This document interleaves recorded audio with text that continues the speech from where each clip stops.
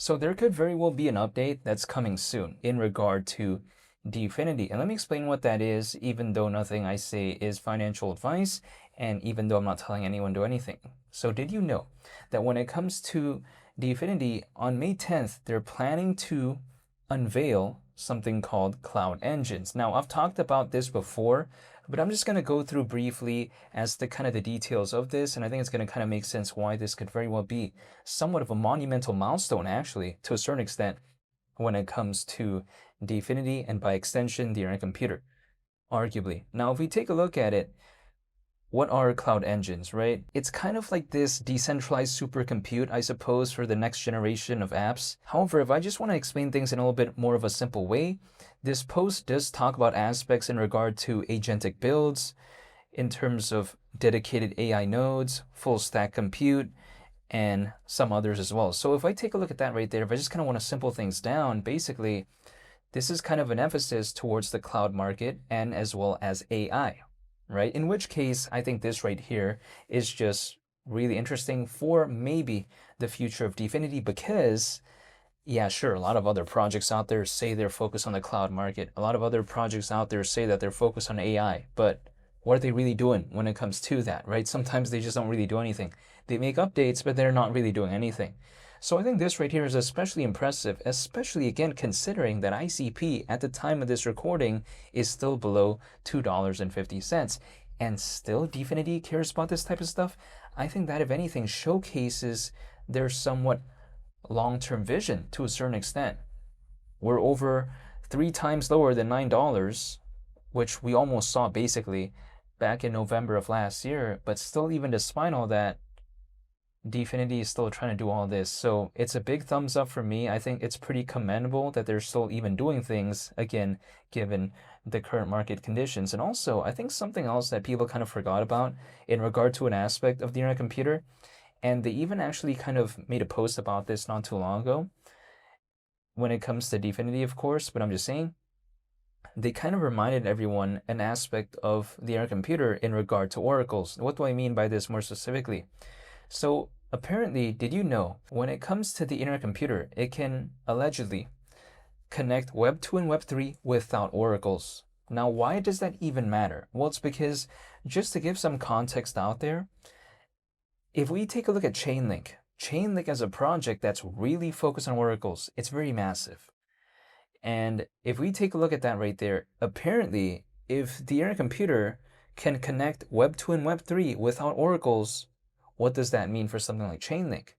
Now, will it make Chainlink obsolete? No, I don't think so. But if I take a look at that right there, the internet computer can apparently just bypass that process without having to deal with kind of this additional step, so to speak. Let me explain what I mean by this.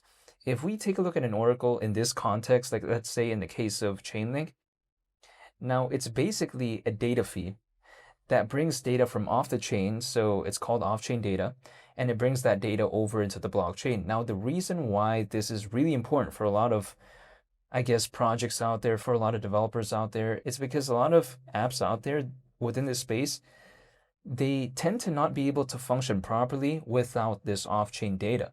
So again, it's very crucial. But then you know what?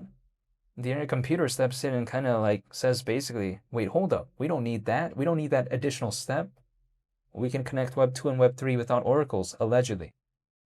So a lot of people like to say that Chainlink is so revolutionary, which, I'm still a fan of Chainlink, keep in mind, but I'm just saying.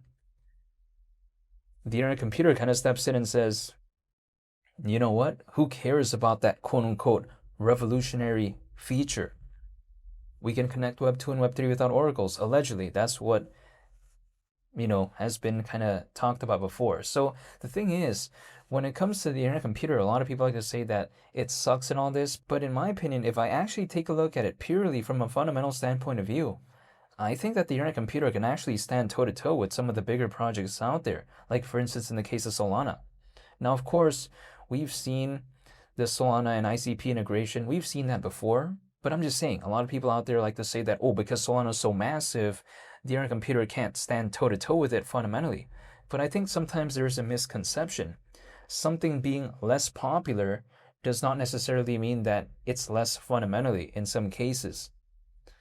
Like, again, something being less popular doesn't necessarily mean that it can't compete with a bigger, more popular project out there in terms of the fundamentals. But this is just my take on this. But also, if I take a look at it, people like to tell me that with all of this going on, again, planning cloud engines, we also take a look at what Dfinity did with Caffeine AI version 3, OEC version 2. People like to say, okay, again, with all of this right here, but ICP is still below $3. What is this all about?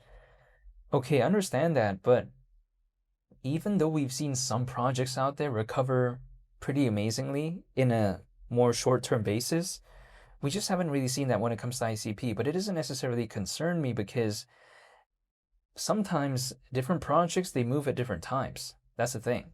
Keep in mind, when ICP was at around $9 back in November of last year, some projects out there didn't make a move at all, if anything, in any significant way.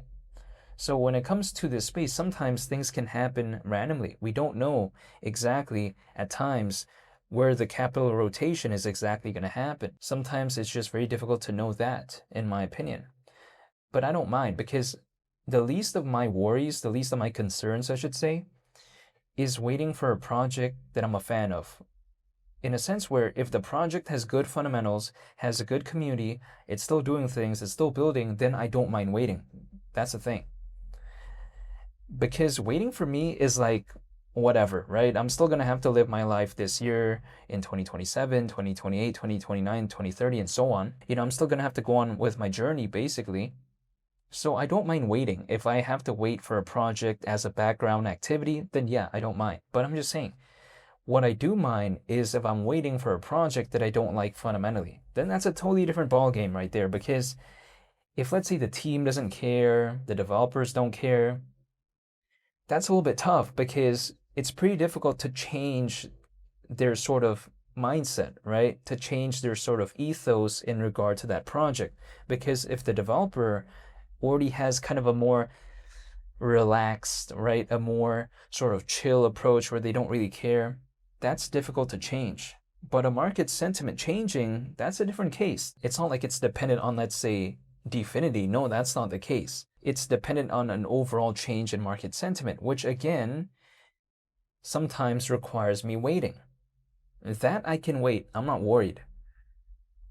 But a project, the developer, the team not caring, nah, I don't want to care anymore at that point, just because it's controlled by the team's effort in some cases, right? Whether or not the project continues to develop.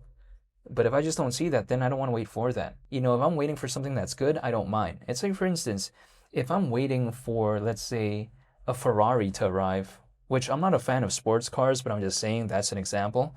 If I'm waiting for like a Ferrari to arrive, then I don't mind waiting. But if I'm having to wait for a car that broke down like 35 times in the past, then, I don't really want to wait for that personally for me, especially if there are other options. But I'm just saying, this is just purely my perspective. I'm not going to try to chase other projects. I'm just going to stay patient with the projects that I'm already a fan of, and that's it. However, I just want to say thank you for watching. I greatly appreciate it, and I'll be sure to make more updates moving forward, so hopefully y'all stay tuned for that. It's Mali the Captain. I'm out. Peace. Bye.